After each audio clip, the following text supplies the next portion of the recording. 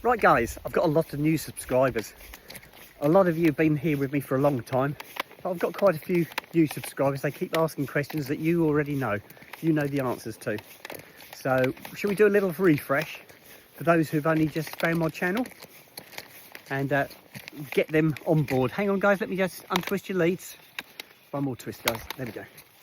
Right, where should we start this? I was born in Newmarket, so I'm a local boy, girl. My parents married young. My dad was a jockey and my mum was an apprentice hairdresser. My parents had my elder sister first, I came second, and then I've got a younger sister. There's roughly 2 years between each one of us children. So my eldest sister has now retired, just retired this year. I've got another 1 year, 1 month and 22 days, roughly, I guess. Yeah. And my sister is another couple of years behind me. So that's where we're heading at the moment.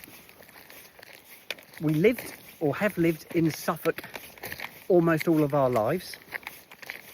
My father came out of horse racing in the 1960s and he went into working for the Eastern Electricity Board and he became a shop manager.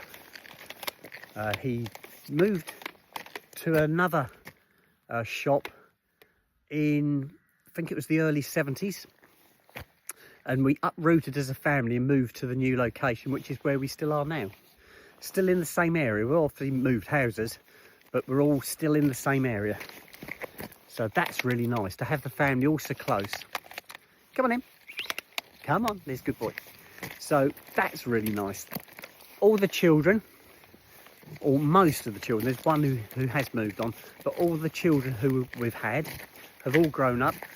Most of those children have got children. So I'm a grandparent. I'm a son, a dad, or was a husband, a dad, and a grandparent. What else can I tell you guys? My change. I'll tell you how I got to where I am today. When I was about 13, I was still at school, about 13-year-old, I started dressing up. I had my elder sister was a couple of years older than me, and she'd got some beautiful clothes, and I tried them on. I loved it, absolutely loved it, guys. And it's very addictive. And so I started dressing up in private, in the house. Nobody could see me. I'd make sure everybody's out. I'd dress myself up, make up a lot. I loved it. I left school and went straight into the motor trade. And I got myself into a relationship, a gay relationship, when I was in my early 20s. And that went on until my mid-20s, when it all finished. I decided that I needed to do the normal thing and find a woman and get married and have children and settle down, as you do. Yeah, I know I made a mistake. I didn't realise it at the time. And I did exactly that. The marriage didn't work, guys. Come on, off you go. Off you go. The marriage didn't work, and I've only recently separated from my wife. Got 2 grown-up children, and as I said, they're both settled down, they're both in relationships, there's grandchildren out there. So they're all sorted. So I've got no commitments in that respect. And my children are all very settled, in good relationships. The house I lived in with my wife was all bought, it was paid for. So obviously we settled our estate, if you like, and I've moved on. I'm now in I've got my own property with my 2 boys. I've always had dogs. My parents always had dogs, and I've just carried that on, guys. My parents have no longer got dogs, and I was talking to my dad about that yesterday, and I did say to him, do you not miss having dogs? And he said no. And he said that really quickly. He said because they restrict you to what you can do. You can't go out. He said it's like having children. He said you're constantly thinking of what you've got to do with the dogs. You've got to get home for the dogs, or you've got to take the dogs out. He said no, he doesn't miss them at all. But he always had dogs, and he was really into it. He bred dogs. He was a dog judge. He used to go to dog shows and actually judge dogs. Yeah, he was very good at what he did. But yes, he's totally pulled out of it now. He's 90 years old now, just had his birthday. So my dad's, yeah, he's doing really well. We did have a scare earlier this year with my dad. Knocked us all for 6, but he has recovered. Shocked us all, I think. We didn't see it coming, as didn't he. He didn't see it coming either. But things at the moment are okay. My mum, she's obviously still with us. And my mum suffers with arthritis. So she's struggling with her mobility.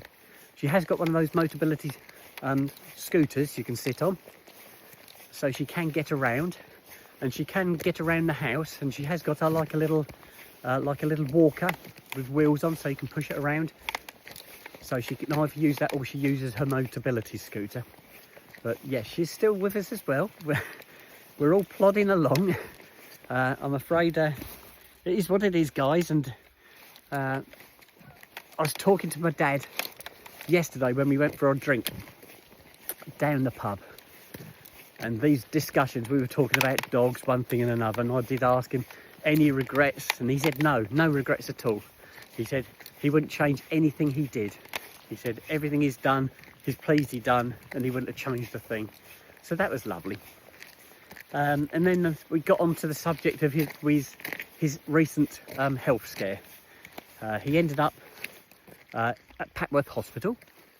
He ended up having a surgical procedure, which is having stents fitted. But it didn't look like he was going to make it, guys. It looked very, very bad at one time.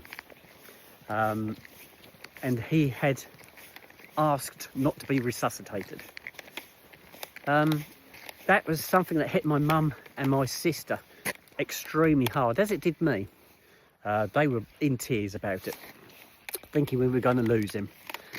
We didn't lose him, but the choice was my father's. His health has been suffering over the years, you know, one thing after another.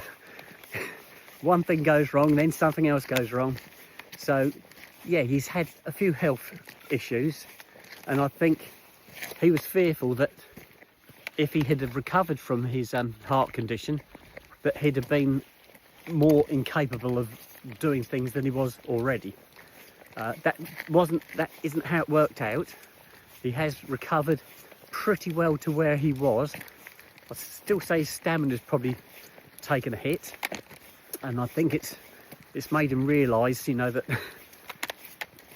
what's my Snoopy doing? Oh, it's all right. I think got something. Hang on, let me have a look. I think he's got something stuck in his paw, guys. Hang on. Let me have a look. Give me your foot. Let me have a look. Give me your foot. Oh, it's a twig. Let's have a look. Keep still. Let me get it out. There you go. That's it. It's all gone. He had a twig stuck between his toes. Yes, so it's made us all think. It's been a bit of an eye-opener. I know it's going to happen, guys. You know, it is what it is. We're all getting old. I'm getting old as well. But yeah, that's where we are at the moment. So I've got both my parents are still with us. I've got 2 wonderful sisters, lots of children, lots of grandchildren. It's wonderful. It's really, really nice. Where I'm going with my life. Come on in. We're not going down there. This is the end of the track, guys. There's a sign there that says no access without permission. That's as far as we can go. Snoopy, come on this way. Good boy, sir. Come on in. Have you got the lead wrapped around your leg? Hang on. Hang on, sir. Keep still. Keep still. Stop jiggling about so I can get your foot. There you go. Right. Soot got wrapped up in the lead as well. Come on in, let's go. Right, we're going back the way we came, guys. So yes, my course is changed somewhat. You all know what I'm doing.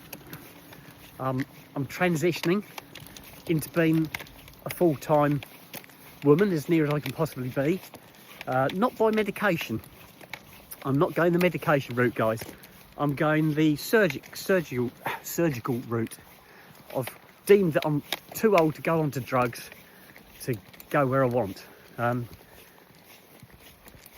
don't want to be pumping drugs into my body that I don't need, and I can achieve what I want to do with surgery, which is the route I'm taking.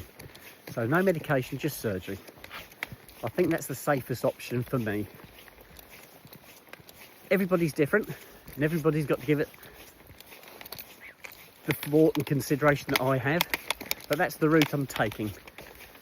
My personal life, I'm currently looking for somebody to share my life with, and I will find somebody, guys. Somebody will come along.